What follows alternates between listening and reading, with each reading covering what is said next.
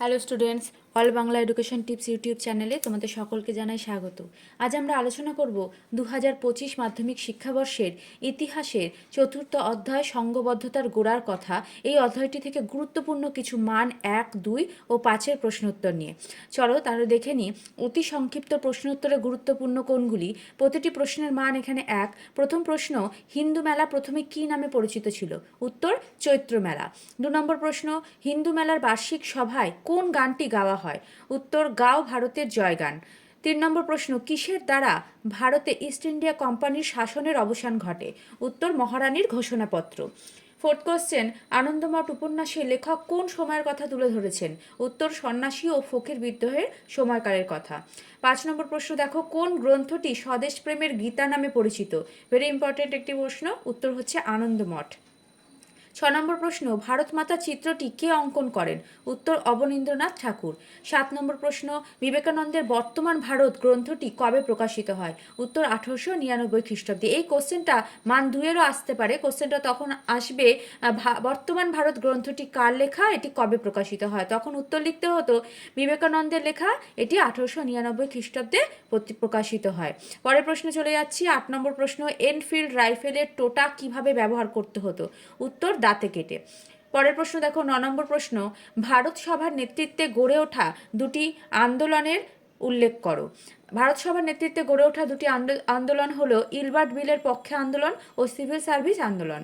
10 নম্বর প্রশ্ন, ব্রিটিশ ভারত সভা কোন দুটি সংস্থাকে যুক্ত করে গড়ে ওঠে? জমিদার সভা ও বেঙ্গল ব্রিটিশ ইন্ডিয়া সোসাইটি। 11 নম্বর প্রশ্ন, 1857 খ্রিস্টাব্দে বিদ্রোহ সম্পর্কে জে.বি. নর্টন কি মন্তব্য করেছিলেন? উত্তর, জাতীয় বিদ্রোহ বলে মন্তব্য করেছিলেন। পরের প্রশ্ন দেখো, 12 নম্বর প্রশ্ন, কে বন্দে মাতরম সঙ্গীতটির সুর দেন? উত্তর, যদু ভট্ট। 13 নম্বর প্রশ্ন, ভারতের প্রথম ভাইসরয় কে ছিলেন? উত্তর, Lord Canning. Next question, Ilbert bill কে রচনা করেন? উত্তর, লর্ড রিপনের আইন সচিব কোর্টনি ইলবার্ট। 15 নম্বর প্রশ্ন, গোড়া উপন্যাসে ব্রিটিশ শাসনের অনুরাগী দুটি চরিত্রের নাম লেখো। প্রথমটি হচ্ছে পরেশবাবু, দ্বিতীয়টি প্রিয়দয়াল। আচ্ছা, 1857 বিদ্রোহ কোন কোন অঞ্চলে অনুষ্ঠিত হয়? উত্তর, অযোধ্যা ও বিহারে। 17 নম্বর প্রশ্ন, ভারত সভার প্রথম অধিবেশন কোথায় অনুষ্ঠিত হয়েছিল? কলকাতার অ্যালবার্ট হলে। 18 নম্বর প্রশ্ন, বঙ্গভাষা প্রকাশিকা সভায় কি বিষয়ে আলোচনা করা হতো? উত্তর, ভারতবাসীর মঙ্গল ও অমঙ্গল বিষয়ে। নেক্সট কোশ্চেন দেখো, মান 1-এর লাস্ট প্রশ্ন, জমিদার সভার সঙ্গে যুক্ত কয়েকজনের নাম উল্লেখ করো। উত্তর, দ্বারকানাথ ঠাকুর, প্রসন্ন কুমার ঠাকুর, রাধাকান্ত দেব প্রমুখ।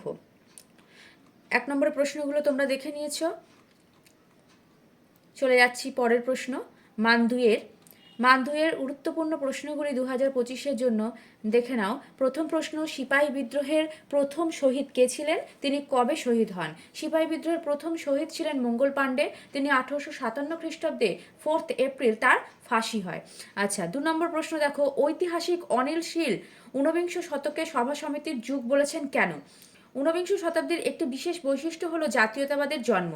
এই জাতীয়তাবাদের বিকাশের অনিবার্য ফল হিসেবে নানা সভা সমিতির জন্ম হয়েছিল। তাই ঐতিহাসিক অনিল শীল এই সময়কে সভা সমিতির যুগ হিসেবে উল্লেখ করেছেন। 3rd কোশ্চেন, ভারত সভা বা ইন্ডিয়ান অ্যাসোসিয়েশন কাদের উদ্যোগে এবং কোথায় প্রতিষ্ঠিত হয়েছিল? উত্তর, ভারত সভা সুরেন্দ্রনাথ বন্দ্যোপাধ্যায়, আনন্দমোহন বসু, শিবনাথ শাস্ত্রী, দ্বারকানাথ গাঙ্গুলি প্রমুখের উদ্যোগে 1876 খ্রিস্টাব্দে গড়ে ওঠে। এর প্রথম অধিবেশন হয়েছিল কলকাতার অ্যালবার্ট হলে। 4th কোশ্চেন, ইলবার্ট বিল বিতর্ক কি বা ইলবার্ট বিল কি? উত্তরটি দেখে নাও। ভারতীয় কোনো বিচারকের ব্রিটিশদেরকে শাসন করার কোনো অধিকার ছিল না। লর্ড রিপনের শাসনকালে আইন সচিব ইলবার্ট একটি বিল দ্বারা ভারতীয়দের বিচারকদের এই অধিকার প্রদান করেন। একেই ইলবার্ট বিল বলা হয়ে থাকে। 5th কোশ্চেন, মান 2-এর, ব্রিটিশ ইন্ডিয়া অ্যাসোসিয়েশনের প্রথম সভাপতি ও সম্পাদক কে ছিলেন? উত্তর, প্রথম সভাপতি ছিলেন রাধাকান্ত দেব এবং প্রথম সম্পাদক ছিলেন দ্বারকানাথ ঠাকুর। 6th কোশ্চেন, মানে মান 2-এর যে লাস্ট প্রশ্নটি, 6 নম্বর প্রশ্ন, আনন্দমঠ উপন্যাস কে কোন পটভূমিকায় রচনা করেন? আনন্দমঠ উপন্যাসটি 1176 সনের অর্থাৎ 1770 খ্রিস্টাব্দে মন্বন্তরের পটভূমিকায় বঙ্কিমচন্দ্র চট্টোপাধ্যায় রচনা করেছিলেন। পরের প্রশ্ন চলে যাচ্ছি। দেখো, মান 5-এর প্রশ্ন উত্তর, মান 5-এর প্রথম গুরুত্বপূর্ণ প্রশ্নটি হলো 1857 খ্রিস্টাব্দের বিদ্রোহের চরিত্র ও প্রকৃতি বিশ্লেষণ করো। 1857 খ্রিস্টাব্দটি কোন বিদ্রোহ নামে পরিচিত? 1857 খ্রিস্টাব্দের বিদ্রোহ তোমরা কিন্তু আমাকে কমেন্টে জানিও। আচ্ছা, 1857 খ্রিস্টাব্দের বিদ্রোহের চরিত্র ও প্রকৃতি বিশ্লেষণ করো। দেখো মান 5-এর প্রশ্নগুলি অনেকটাই বড়, আমি আর বলে দিচ্ছি না, তোমরা স্ক্রিনশট নিয়ে অথবা নোট ডাউন করে পড়ে নিও, না হলে ভিডিওটি অনেকটাই লং হয়ে যাবে। মান 5-এর প্রশ্নগুলো তোমরা দেখে নাও, পয়েন্টসগুলো ভালো করে লিখবে। সূচনাতে কবে হয়েছিল, কোথায় হয়েছিল, কাদের মধ্যে বিদ্রোহটি ঘটেছিল, এগুলো উল্লেখ করতে হবে। পরের পয়েন্টে দেখো 1857-এর বিদ্রোহের প্রকৃতি উল্লেখ করা আছে। সিপাহী বিদ্রোহ, সামন্ত বিদ্রোহ, গণবিদ্রোহ, জাতীয় বিদ্রোহ, ভারতের প্রথম স্বাধীনতা যুদ্ধ নামেও এই বিদ্রোহটিকে উল্লেখ করা হয়েছে বলে এই পয়েন্টগুলি উল্লেখ করেছে। ভালো করে দেখে নাও।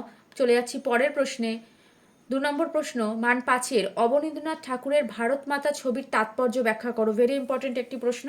অথবা দিয়ে এইভাবে আসতে পারে, অবনীন্দ্রনাথ ঠাকুর তার ভারত মাতা চিত্রের মাধ্যমে কিভাবে জাতীয়তাবাদী ধারণার বিকাশ ঘটিয়েছিলেন আলোচনা করো। প্রশ্নটি দেখে নাও। সূচনা পয়েন্টে রয়েছে স্বদেশিকতা, ভারতীয় চেতনা বৃদ্ধি ও মূল্যায়ন। নেক্সট কোশ্চেন, 3 নম্বর প্রশ্ন, 19 শতকে লেখায় ও রেখায় জাতীয়তাবাদ কিভাবে ফুটে উঠেছে এবং 19বিংশ শতকে রেখায় ও লেখায় জাতীয়তাবাদ কিভাবে ফুটে উঠেছে। দুটো প্রশ্ন কিন্তু একই রকম, দেখে নাও। এই প্রশ্নটি কিন্তু 2025-এর জন্য খুবই গুরুত্বপূর্ণ একটি প্রশ্ন। এই প্রশ্নটিকে তোমরা ভালো করে রেডি করে যাবে। এই প্রশ্নটি মান 8-এ আসার সম্ভাবনা প্রবল। ভূমিকা দেখো, প্রথমে রয়েছে জাতীয়তাবাদ বিকাশে আনন্দমঠের ভূমিকা, এর মধ্যে পয়েন্ট আউট করে দেওয়া রয়েছে। 2 নম্বর পয়েন্টে আছে জাতীয়তাবাদ বিকাশে বর্তমান ভারতের গুরুত্ব, জাতীয়তাবাদ বিকাশে গোড়া উপন্যাসের ভূমিকা, জাতীয়তাবাদ বিকাশে ভারতমাতা ছবির গুরুত্ব।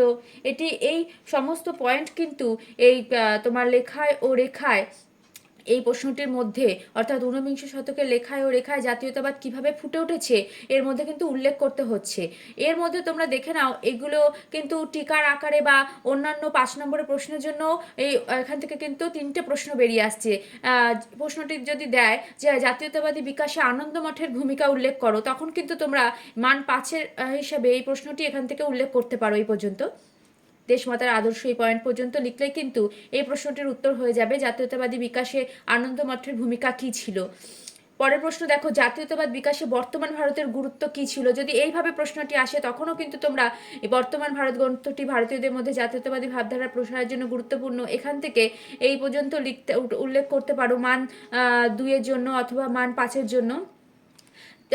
এই যে পয়েন্টটি রয়েছে, জাতীয়তাবাদ বিকাশে গোড়া উপন্যাসের ভূমিকা কী ছিল, জাতীয়তাবাদ বিকাশে ভারতমাতা ছবির গুরুত্ব কী, এগুলো কিন্তু আলাদা আলাদা করে প্রশ্ন টিকা হিসাবে বা মান 2-এর বা মান 3-এর প্রশ্ন হিসেবেও তোমরা রেডি করতে পারো। এবং অবশ্যই জাতীয়তাবাদ দের বিকাশে লেখায় ও রেখায় জাতীয়তাবাদ কিভাবে ফুটে উঠেছে, এই প্রশ্নটির জন্য তো এই প্রত্যেকটি পয়েন্টকে তোমাদের ভালো করে অবশ্যই দেখে যেতে হবে। এই প্রশ্নটি খুবই গুরুত্বপূর্ণ, মান 8-এর একটি প্রশ্ন, তোমরা ভালো করে দেখে যাবে।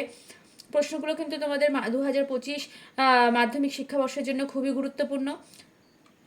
দেখে নাও, আমি প্রথম থেকে আরেকবার তোমাদেরকে দেখিয়ে দিচ্ছি।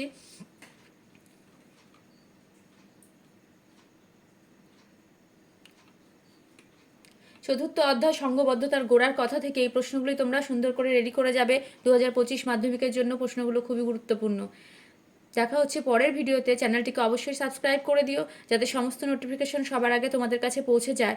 কেমন লাগলো ভিডিওটি অবশ্যই কমেন্টে জানিও, এবং অবশ্যই পরের ভিডিওতে আমরা 5ম অধ্যায়ের বেশ কিছু সাজেশন নিয়ে এবং গুরুত্বপূর্ণ প্রশ্ন নিয়ে আলোচনা করব। আজকের ভিডিও এই পর্যন্তই।